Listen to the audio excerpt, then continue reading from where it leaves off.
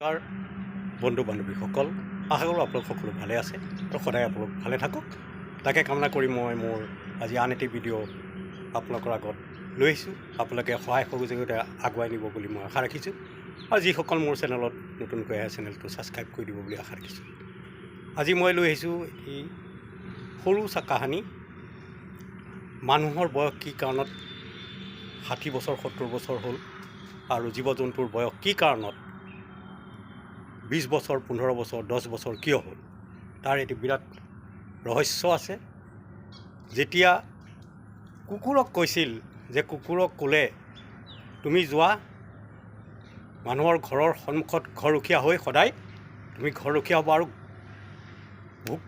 কিবা আহিলে কি তেওঁলোকক ৰক্ষা কৰিবা আৰু ভুকাই তেওঁলোকক জনাবা, ভুক কৰি পেলাই তেওঁলোকক জনাবা, তোমাক 20 বছৰ দিলোঁ। তেতিয়া কুকুৰে ক'লে যে 20 বছৰ বয়স মই এনেধৰণে কটাবলৈ নিবিচাৰোঁ, মোক 10 বছৰ দিলেই মোৰ যথেষ্ট। তাৰপিছত ঠিক আছে কুকুৰে তেনেকৈ ক'লে। তাৰপিছত গৰুক ক'লে যে গৰু তুমি যাবা, গৈ যিমান পৃথিৱীত মানুহ আছে সিমানে তুমি খুব কষ্ট কৰি দিবা মানুহক, কষ্ট কৰি দিবা, তুমিও 20 বছৰ গৈ তুমি মানুহৰ লগত সম্পূৰ্ণ মানুহৰ ঘৰত থাকিবা, মানুহক কষ্ট কৰি দিবা। তেতিয়া গৰুৱে ক'লে মহাৰাজ তেনেহ'লে মই 20 বছৰ নালাগে, মোৰ 10 বছৰেই বহুত হ'ব, মই 10 বছৰেই বহুত বুলি ভাবোঁ, মোক 10 বছৰেই দিয়ক। ঠিক আছে, তেতিয়াহ'লে সেই 10 বছৰো তেনেধৰণে তেওঁলোকক এৰি দিলে। এতিয়া কি হ'ল, এনেকৈ যেতিয়া জীৱ জন্তুসকলক বয়সৰ কথা ক'লে তেওঁলোকে 10 বছৰ কি কৰিলে, নালাগে বুলি ক'লে। তেতিয়া লাষ্টত আহিল মানুহৰ পাৰি। মানুহসকলে তুমি যোৱা মস্তি কৰিবা, তোমাক 20 বছৰ বয়স দিছোঁ, তুমি গৈ দুনিয়াত মস্তি কৰি থাকাগৈ। মানুহে ক'লে 20 বছৰে কি হ'ব, 20 বছৰটো মোৰ একোৱেই নহ'ব। তেতিয়া ক'লে তেনেহ'লে ঠিক আছে, তোমাক সকলোৰে মিলাই সকলোখিনি যে কুকুৰৰ বয়স, তাৰপিছত তোমাৰ ইয়াৰ বয়স, বান্দৰৰ বয়স, এনেকৈ কৰি সকলোৰে দিলে। বান্দৰে যেনেকৈ হাঁহি ধেমালি কৰি থাকে, বান্দৰে হাঁহি ধেমালি কৰা বান্দৰেও 10 বছৰ ল'লে।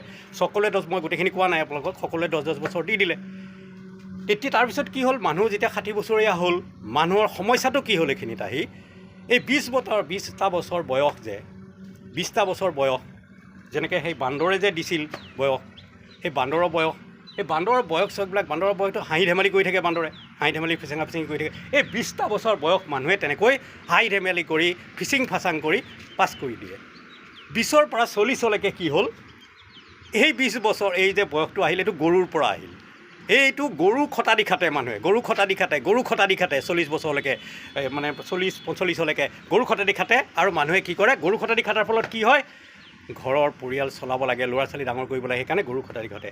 লাষ্টত যেতিয়া তেওঁ 50 বছৰ ওপৰ হৈ যায়, তেওঁৰ গতি কি হয়, এই কুকুৰৰ পৰা যে বয়সটো পালে, কুকুৰে যে বয়সটো দিলে, সেই কুকুৰৰ বয়সটোৰ দৰে কি কৰে, কুকুৰে যেনেকৈ গৃহস্থই দিব খাম চাই থাকে, তেনেধৰণে সেই যেতিয়া আমি বৃদ্ধ হৈ যাওঁ তেতিয়াও সেই আমাক কোনোবাই দিব এসাঁজ, আমি খাম, এনেধৰণে হৈ থাকে। বৃদ্ধ অৱস্থাত কি হয়, কুকুৰৰ দৰে গতি হয়। এই কুকুৰৰ বয়সটো কি হৈছিল, আমাৰ 50ৰ পৰা 60-70লৈকে যিটো জীয়াই থাকোঁ, সেইটো আমি কুকুৰৰ দৰে মানে আনৰ ওপৰত নিৰ্ভৰ কৰি থাকিব লাগে। ধন্যবাদ। কাহিনীটো কেনে পালে নিশ্চয় জনাব।